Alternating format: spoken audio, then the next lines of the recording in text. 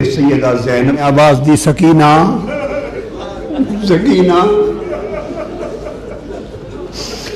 بھائی کی نصیحت تھی سکینہ کو سینے سے لگائے رکھنا۔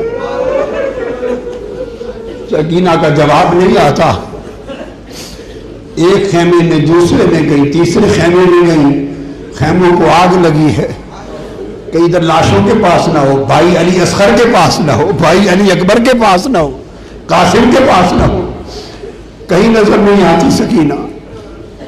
اندھیرا چھا گیا، پریشان دیوانہ وار دوڑ کے نکلتی، دور جا کے دیکھتی ہے امام علی مقام کے جسد اقدس کے اوپر ڈھیری سی ہے، اندھیرا ہے، قریب جا کے آواز دی، قریب جا کے آواز دی، آواز دی تو حضرت سکینہ امام حسین کے منہ کے ساتھ منہ لگا کے ان کے سینے پہ لیٹی پڑی اور پوچھتی ہے بابا اب بھی روزانہ مجھے رات سلانے کے لیے آئیں گے؟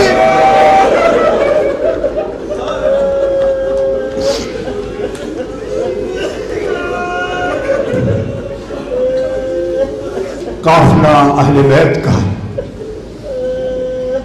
اسیران کربلا کا دمشق کی طرف روانہ ہو جاتا، مقدس سر شہیدان کربلا کے نیزوں پر، کجاووں پر بیبیاں، شہزادیاں مصطفیٰ کی رسول کی بیٹیاں ہیں۔ قافلہ جا رہا ہے اور تھوڑی تھوڑی دیر کے بعد جب سر حسین نظر آتا ہے سکینہ کی چیخیں نکل جاتی، بابا کو بلاتی ہے، پھر روتی۔ اس کجاوے والا جو تھا اس نے 2-3 بار سختی سے ڈانٹا، حضرت بی بی سکینہ کو ڈانٹا کہ چپ کرو، آپ پھر رو پڑتی۔ جب آپ کا رونا بند نہیں ہوا تو اس ظالم بدبخت نے حضرت بی بی سکینہ کا بازو پکڑ کر کھینچ کر اونٹ کے کجاوے سے نیچے پھینک دی۔ آپ ریت صحرا میں گر پڑی اور خوف زدہ ہو کر روتی روتی بے ہوش ہو گئی۔ اہل قافلہ کو خبر نہیں تھی، وہ چلتا رہا چلتا رہا، بہت دیر گزر گئی، جب ہوش میں آئی تو دوڑی، قافلہ نظر نہیں آیا، آواز دیتی ہے کبھی بابا کبھی پھپھو، بی زینب کو آواز دیتی ہے، دیر تک دوڑتی رہی، ایک پیاس، کئی دنوں کی نڈھال، بچپن، غم، قافلہ نہیں ملا، اندھیرا چھا گیا، پھر گر پڑی، پھر بے ہوش و غش کھا گئے۔ جب پھر غش کھا کے بے ہوش ہو کے گری، قافلہ آگے جا چکا تھا تو نیزہ جس پر سر حسین تھا وہ لرز کر زمین پر آ گرا، سر حسین زمین پر آ گیا۔ ادھر سکینہ غش کھا کے گری ہے، ادھر سر حسین کا نیزہ زمین پہ آ گرا۔ نیزہ اٹھانے والا شخص جھکا اور اس نے کوشش کی کہ اٹھاؤں، مگر سر حسین اٹھتا نہیں ہے، اٹھتا نہیں۔ وہ پریشان ہوا، قافلہ رک گیا۔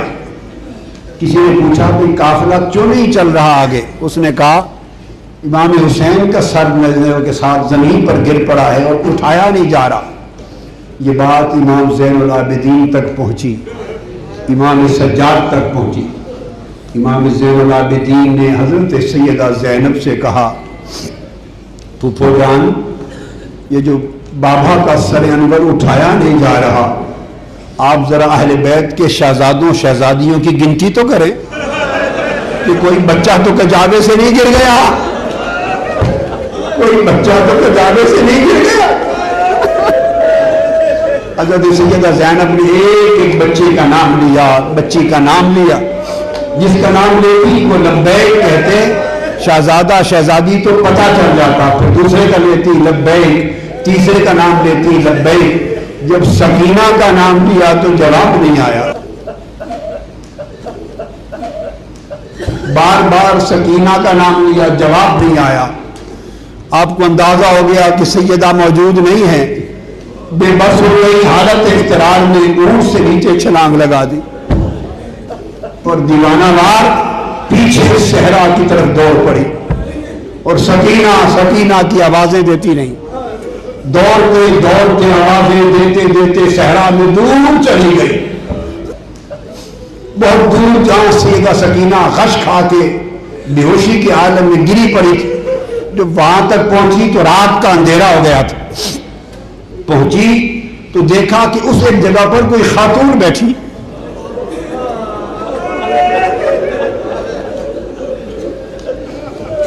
जब आगे पहुंची तो देखा खातून ने सैयदा सकीना को गोद में लिया हुआ है।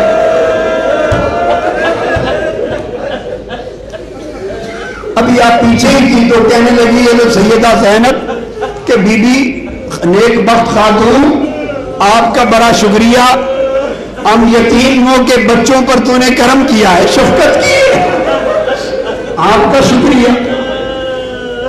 यतीम बच्चों पर तूने शफकत की है, एहसान किया है, संभाला दिया है। बता दो नेक बख्त खातून आप हैं तो?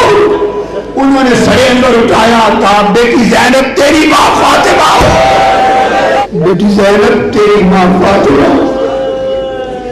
जी तो फ्रेंड्स, ये आप सुन रहे थे डॉक्टर ताहिरुल कादरी साहब की आवाज़ में बहुत खूबसूरत बयान कि हज़रत इमाम हुसैन और हज़रत सकीना के दरमियान मोहब्बत का वाक़या, और क्या कितनी मोहब्बत थी। बहुत खूबसूरत बयान, बहुत इन्फॉर्मेटिव बयान। उम्मीद है कि आपको अच्छा लगा होगा।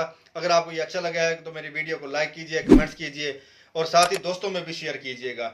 और अगर अभी तक आपने मेरे चैनल को सब्सक्राइब नहीं किया तो जल्दी से मेरे चैनल को सब्सक्राइब कर लीजिए और साथ ही बेल के आइकन को जरूर क्लिक कीजिएगा ताकि हर नई आने वाली वीडियो आप तक पहुंचाई जा सके। बहुत शुक्रिया।